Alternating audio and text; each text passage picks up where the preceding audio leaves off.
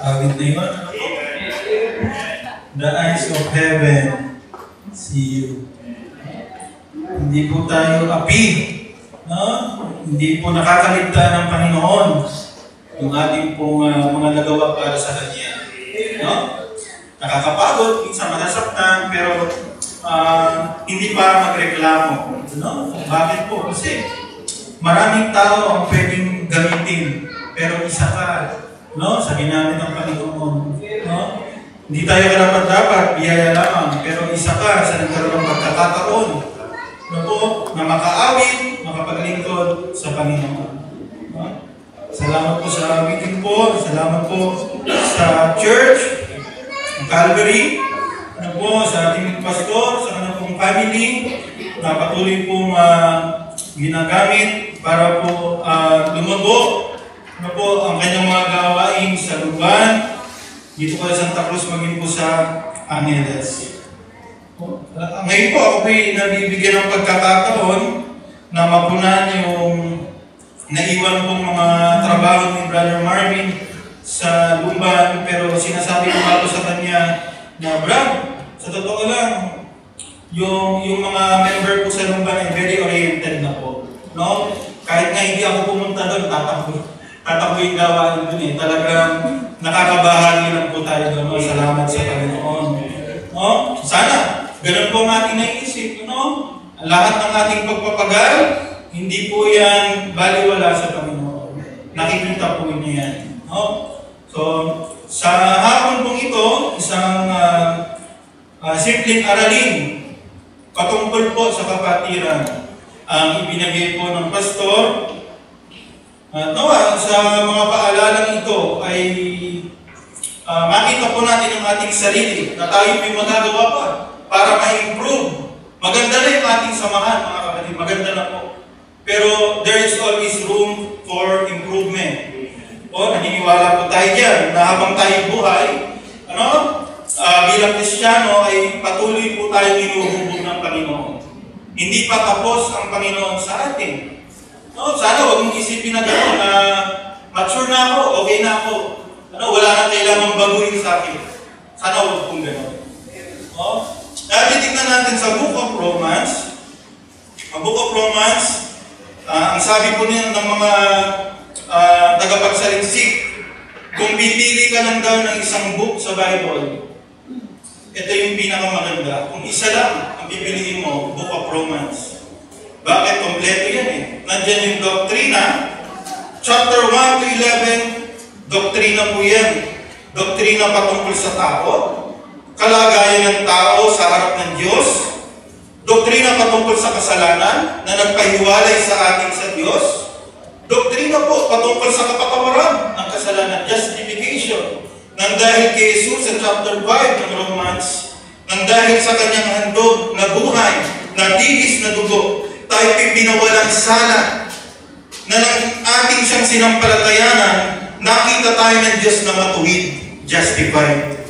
No? At hanggang verse 11, puro po biyaya, sanctification, pero hindi po doon nagtapos. Nang dumating po sa chapter 12, sige po, doon po tayo sa chapter 12.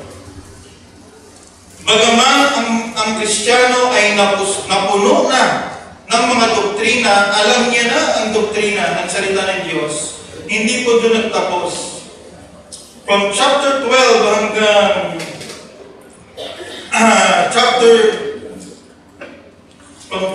12 hanggang chapter 14, ayan po,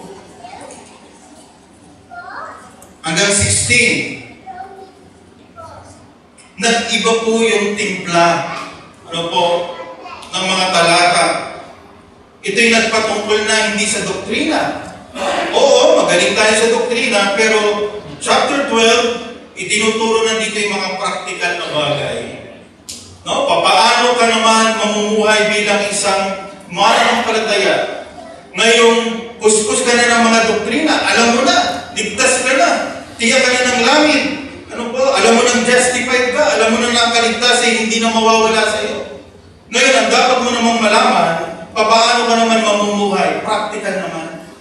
No? Paano ka kikilos sa loob ng church? Paano ka maglilingkod sa Panginoon? Paano pakikitunguhan yung iyong mga kapwa mananampalataya? Yan, buksan po natin chapter 12. Basahin po natin ng salitan po. Verse 9 hanggang 21. Ako po muna, Romans chapter 12, verse 9. Let love be without dissimulation. Abhor that which is evil. Cleave to that which is good.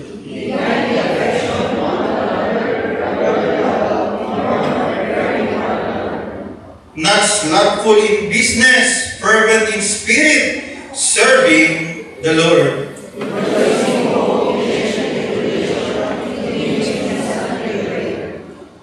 Distributing to the necessity of saints, given to hospitality.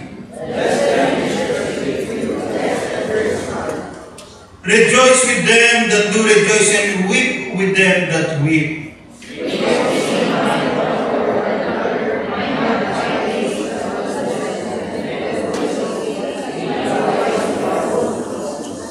Recompense to no man evil for evil. Provide things honest in the sight of all men.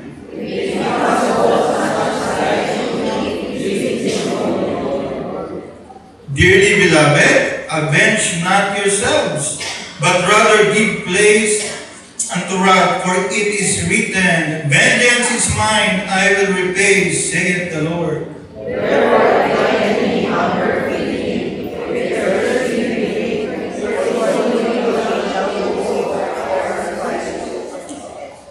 Sabay-sabay po tayo. Di not overcome evil, but overcome evil with good. Thinking about the brethren. Tayo kayo manalangin, Panginoon. Salamat po sa mga paalanan ito. Sa Romans chapter 12, dalangin, Lord, mapaalalahanan kami kung paano kami makikitungo sa bawat isa na iyong mga tinubo. Salamat po sa mga salitang ito, Panginoon, na hindi nagbabago, na hindi naluluma, at patuloy na nagbibigay po ng buhay, ng pagbabago, ng milagro sa bawat isa. Kayo po ang kumausap sa amin, Panginoon. Wala po akong magagawa. Gamitin lamang ako instrumento. Ito po ang aking dalangin sa pangalan ni Jesus. Amen.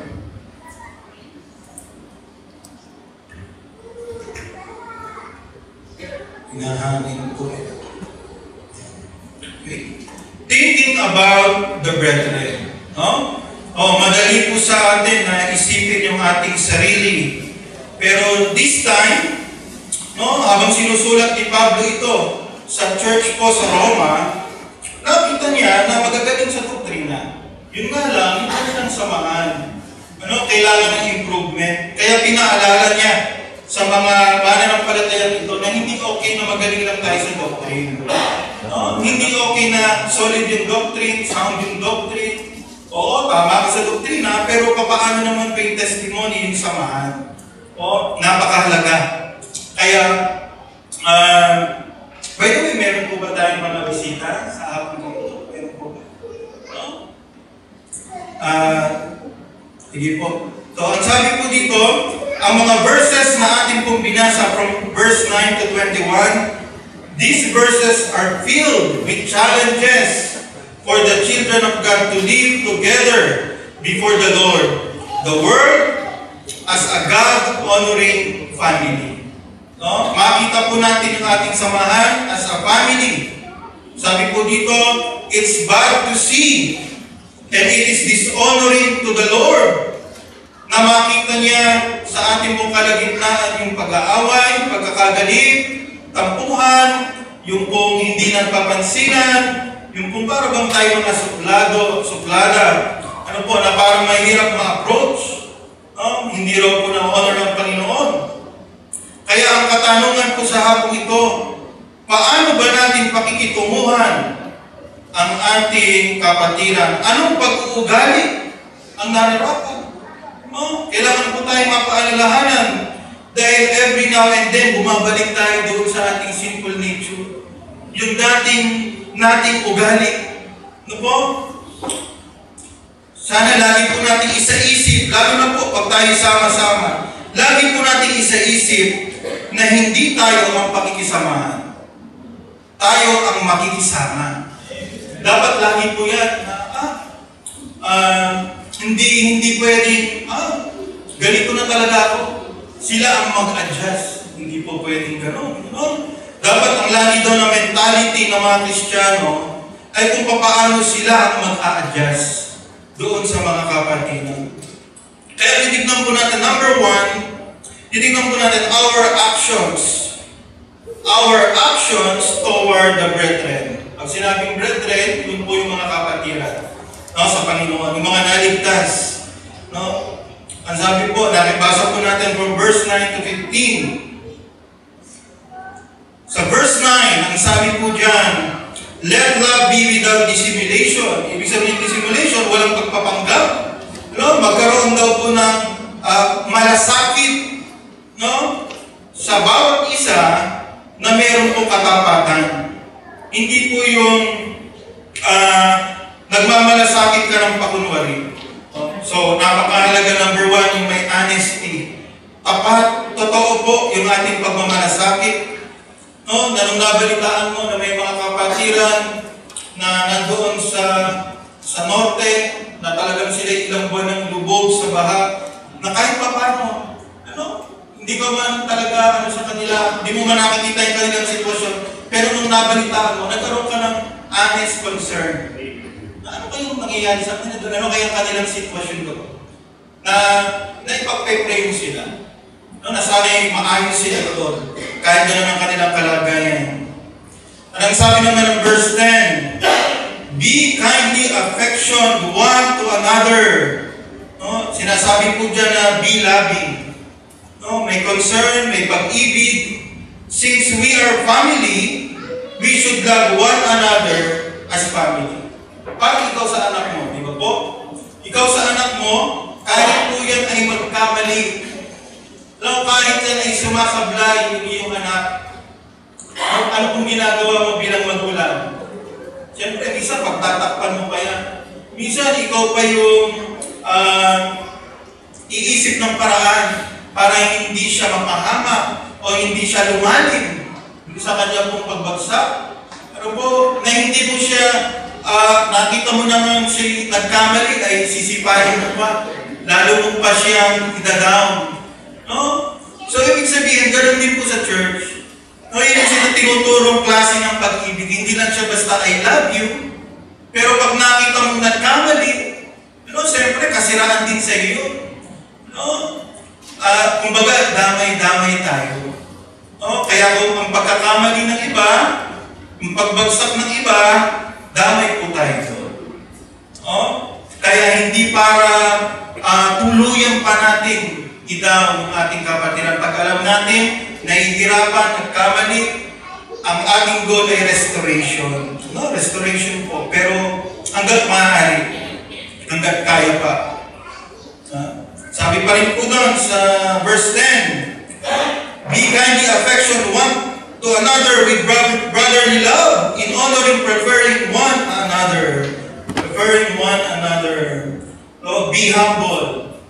Yan ang mga susi. Para po magkaroon tayo ng magandang samahan. Be humble. Don't ever think that you are better than others.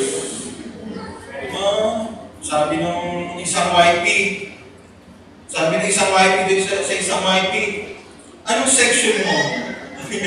Di ba ka rin pala? Ako kasi alam mo. Sabi naman ng isa, nakita kita pumasok ka dun sa duhat eh. Ako A, ikaw D. Di ba? Simpleng yabangan ng mga kabataan. Pati sa section, nagkakayabangan.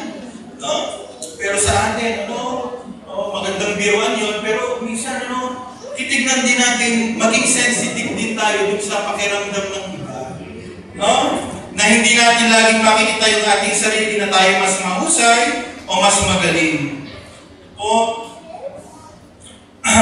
Nakakatuwa nga po yung yabangan ng mga senior sa lumba. Iba po yung kanilang yabangan doon. Hindi po nakakainis pag sila nagyayabang. Bakit? Sasabihin, pag nagkita si Tatay Guro at si Tatay Romy, o si Tatay Cesar, yung bagong member mga senior doon, iba ang batian nila, iba ang yabangan nila.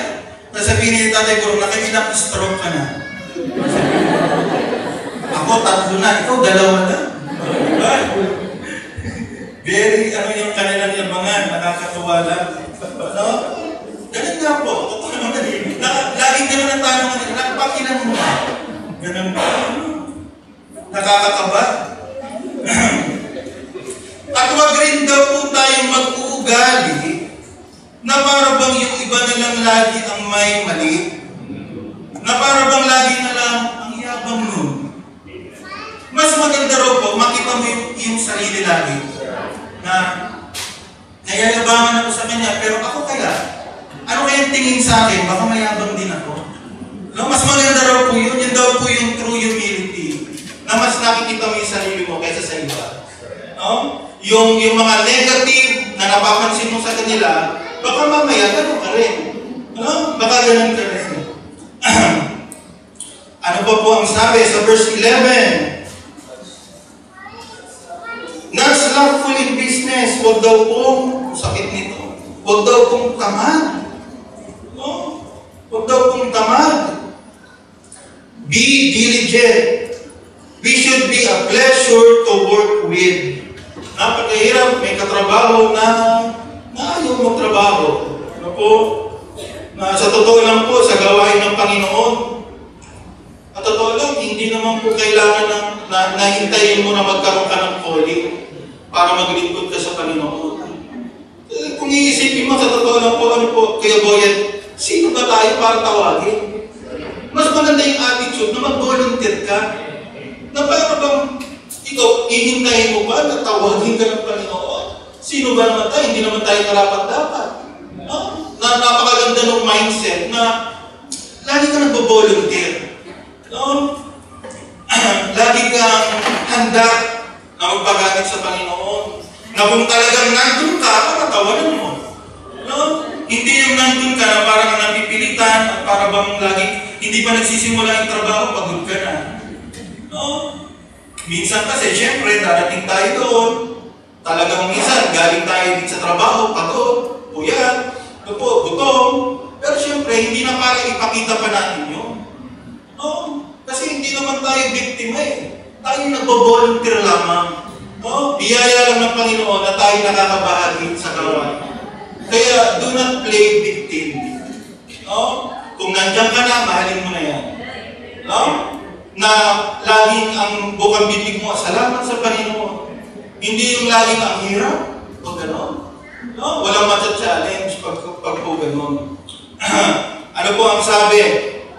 Parang verse 13. Verse 13. Distributing to the necessities of saints, given to hospitality. Be helpful. Maging matulungin. We are to help them, yung mga kapatiran, as their needs arise. This is a command. Galatians 6:2. Atin pong buksan. Galatians chapter 6, verse 2. Bear ye one another's burdens. No? Atin pong tulungan silang buhatin yung kanilang kabigatan. And so fulfill the law of Christ. Be sure you are concerned to the needy, to the lonely, and to the sick. Nakakatawa po si isang kapatiran po eh. Naging expression niya na lang yung praise the Lord. Expression niya na lang, na nung panahon na sila pastor ay namumulproblema sa bahay, ang sabi ni pastor, pag-pray mo kami, gano'n, makalipat na kami, at kami pinapaalis na, sabi niya, praise the Lord. Kaya minsan maganda rin yung amen, yung pag-amen. Dapat very rin tayo sa pag-amen, sa praise the Lord. Alam natin yung tamang timing. Minsan mali yung timing ng amen eh. No, negative yung sinasabi, yung may amen ka. No? Sinabi, suwail ka. Sabi ng preacher, sabi na amen. Mali, hindi tugma. No? Kaya, ganun po. Be helpful. Maging matulungin po tayo. Kahit hindi pinansyal, yung pakikidamay. Yung pakikidamay po. Doon pa rin po sa verse 13, be open Instead of building walls between us and others, we are to reach out as true friends do. Be open, na para bang lagi kang handang umiti, lagi kang handang makipag-usap, na hindi ka papasok dito na para bang may sarili kang mundo.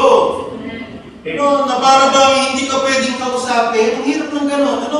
Na kapag gano'n ka na hindi ka pwedeng kawayan, hindi ka pwedeng kamustahin, ay iba yung nararamdaman sa iyong spirit. Pero ano pong paalala sa atin? Ano po? Distributing to the necessities of faith, given to hospitality. Tayo pala kaibigan. Open tayo. Pwede tayong kausapin. Hindi kayo para bang lagi kang tumitingin na simula po ulo hanggang paa. Napakahirap ng gano'n. I-approach yung gano'ng tao. Verse 14, be kind. Bless them which persecute you, bless and curse not. Be kind. Sikapin natin. Lalo na po, pagsama-sama. Pagsama-sama tayo. Inaasahan po. Yung orderly. Na tayo po ay magkakasama na tayo hindi lang basta civil. Na talagang makikita mo na may pagkakaisa at maayos na samahan. Let us never reach the place where we enter into a mudslinging contest with a fellow believer. Huwag po sana na lagi na lang kung meron kang kaatraso. Ano pong sabi ng John 13:35? Buksan po natin, John chapter 13. Verse 35, by this shall all men know that you are my disciples, if you have love one to another. Be kind. Huwag pong palaaway. Huwag suplada. Huwag sensitive. May concern. Number 2, our attitude. Kanina po yung action, yung mga action na dapat natin kinikilos. Number 2, yung ating pong attitude towards the brethren. Verse 16, ang sabi po dito ng Bible, be of the same mind, one toward another. Mind not high things, but condescend to men of low estate. Be not wise in your own conceit. Ang sabi po dito, sa outline, walk as a family. We are to operate as a family, with each member feeling the hurts and afflictions of another. Hindi tayo natutuwa pag may kapatiran na sasaktan. Hindi tayo natutuwa kung may kapatiran bumabagsak, nagkakamali, nalalaglag sa kasalanan. Hindi tayo critical sa kanila. Tayo po'y nalulungkot kasi kung mangyari sa anak mo yun, malulungkot ka. Pamilya mo yun eh. So, ganun din po yung ipinapakitang illustration po sa atin dito. Alam niyo po, sa buhay mag-asawa at pakikisama sa mga kapamilya, meron pong isang matanda na mag-asawa. Nag-celebrate po sila ng 50 years anniversary. At sila po ay tinanong po yung lalaki, sabi po, paano kayo tumagal ng ganyan? 50 years? Just imagine. Ang sabi po ng mister, simple lang. I always make sure that I always say the third thing to come out of my mind. Na every time na mayroong mangyayari na conflict, hindi na sasabihin yung unang dalawang bagay na papasok sa isip niya. Lagi yung ikatlo. Ang ibig sabihin nito, ang sabi niya, kunwari, siya ay galing sa trabaho, pagod na pagod, at gutom na gutom. Pagdating niya sa bahay, inaasahan na may pagkain. Pero nakita niya yung sinaing na sunog ni Mrs. Kaya Arthur, sunog! Yung sinaing talagang itim na itim ang sinaing. Gutom na si Mister at pagod na pagod. Ano kaya yung unang bagay na maiisip niya? Ano yung unang papasok sa isip niya? Sabihin niya, talaga to. Misis ko, hindi to tinuruan ng nanay niya magsabi.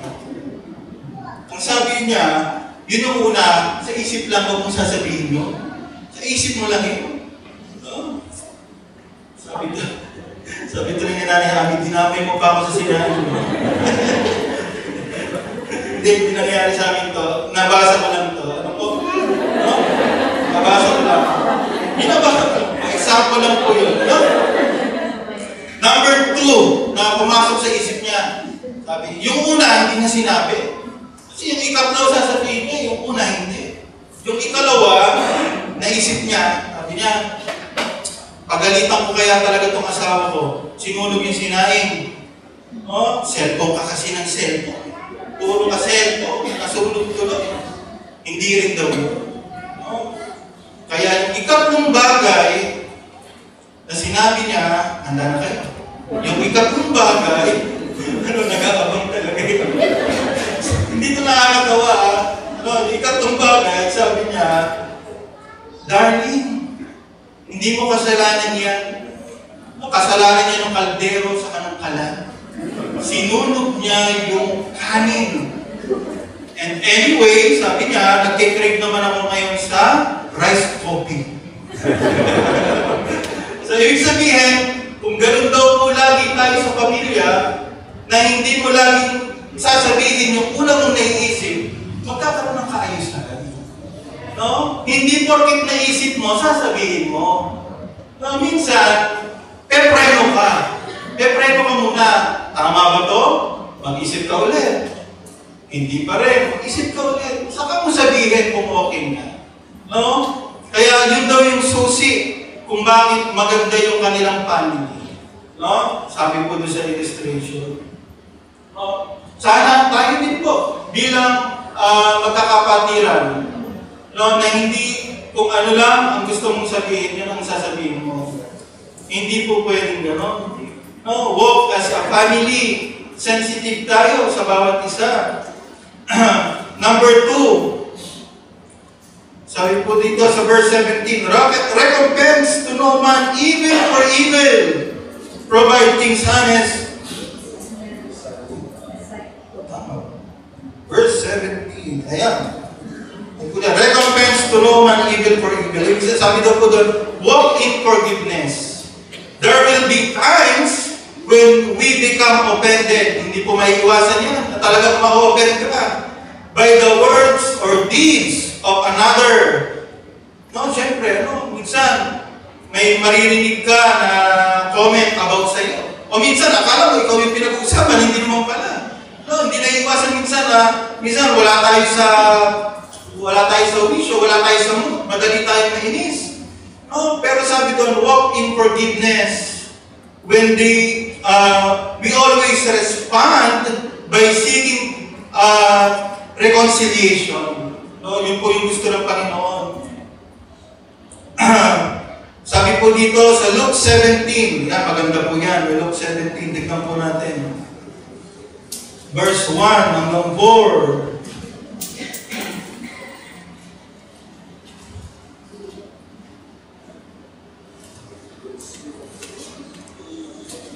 Luke chapter 17, verse 1. Ang sabi po dyan, then said he unto the disciples, it is impossible but that offenses will come. Tingnan mo po, ang linaw mo, no? Imposible na hindi ka ma-offend. No? Laging may bagay na nakaka-offend. Yun po yung sabi, it is impossible that offenses will come. But woe unto him through whom they come.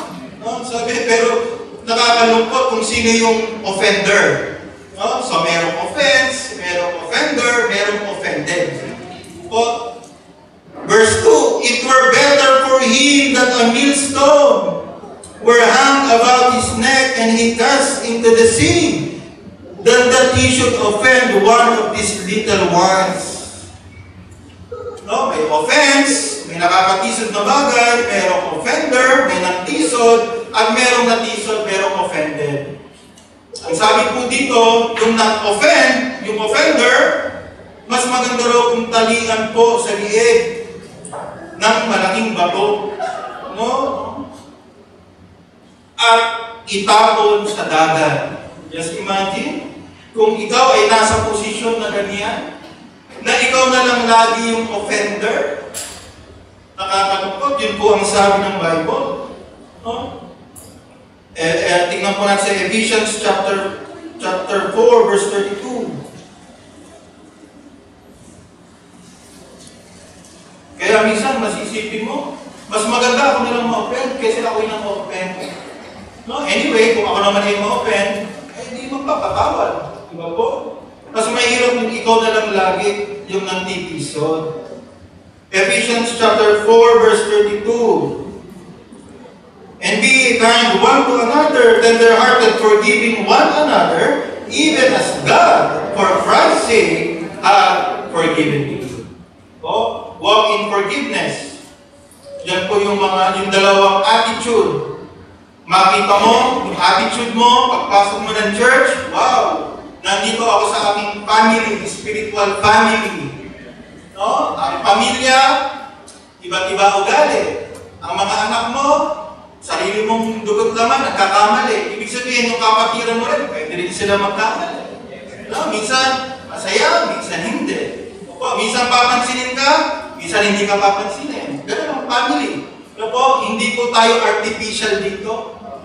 Na para bang hindi natin mailabas yung ating ugali. Lalabas at lalabas. O, pero walk as family. Yun ang sabi. Pag pumasok ka, wow, nandito ako sa aming spiritual family. Walk in forgiveness. Alam mo na pwedeng magkamali ang kahit sino man sa atin. At panghuli,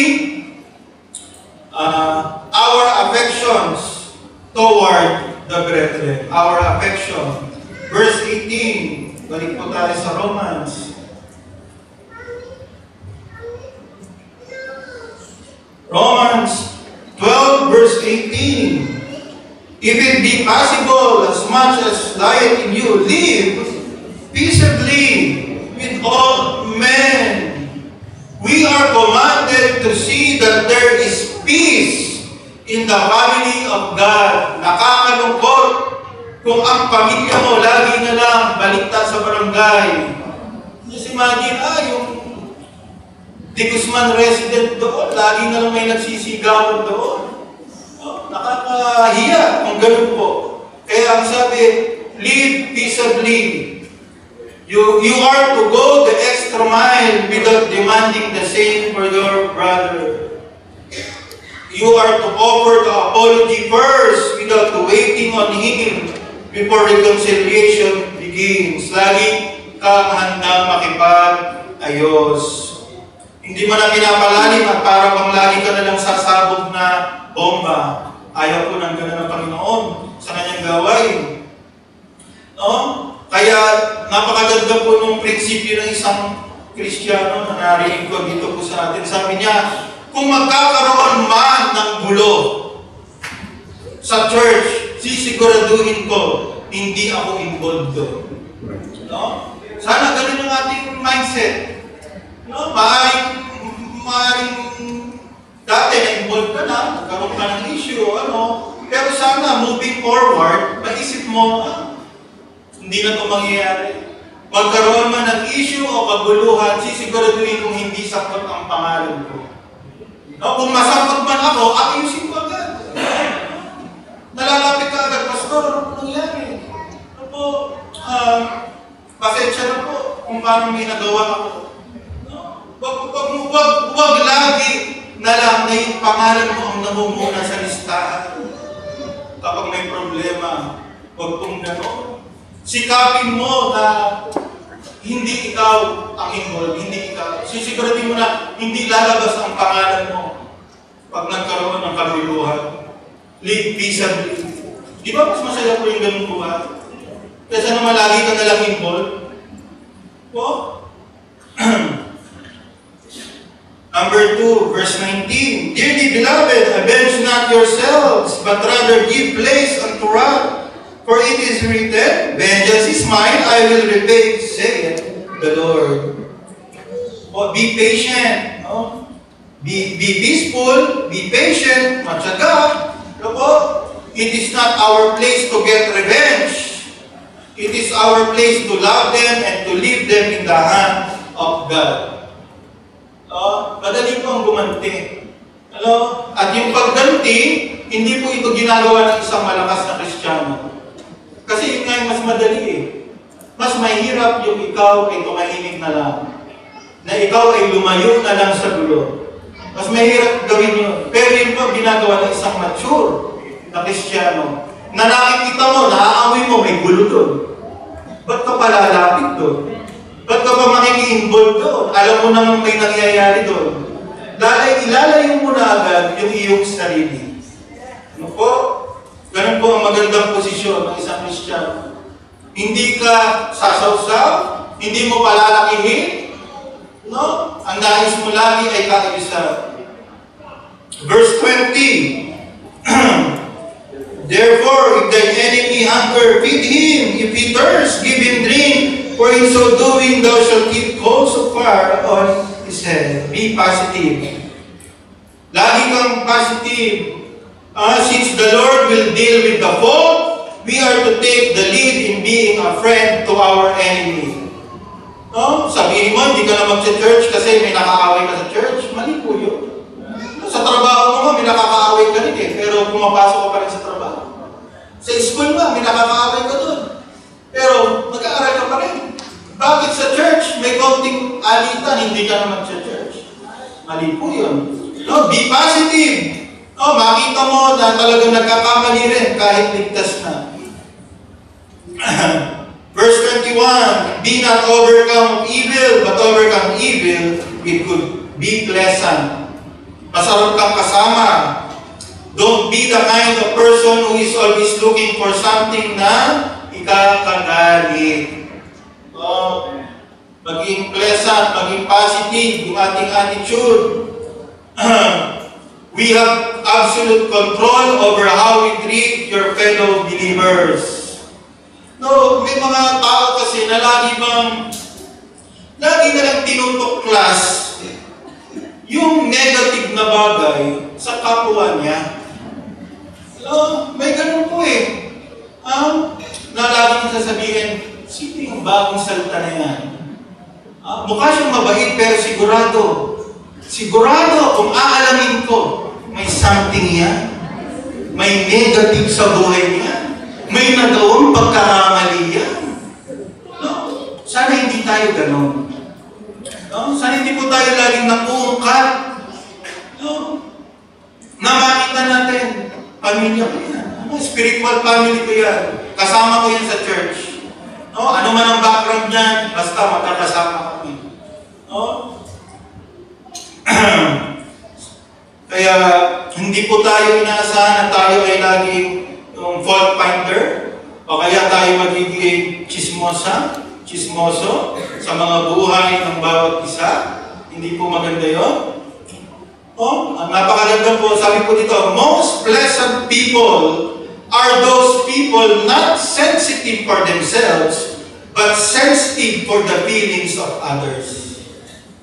Na sensitive ka, na baka pag sinabi ko to, magalit siya. Baka pag ginawa ko to, ma-offend siya. No, kasi ang mahirap minsan sa tao, ang lagi ko lang iniisip, yung sarili mong feelings. No, ang hirap din sa church. Ba't gano'n ang mga tao doon? Ganito. Yung upuan ko, inagaw.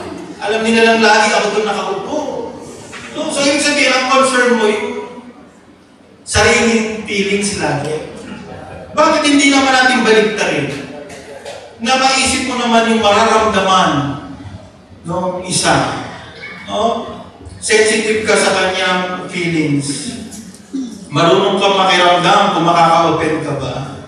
O kaya, ito po yung tatlong bagay na paalaala po sa atin ng Romans chapter 12. Magaling tayo sa doctrine, solid ang doctrine, sound ang doctrine.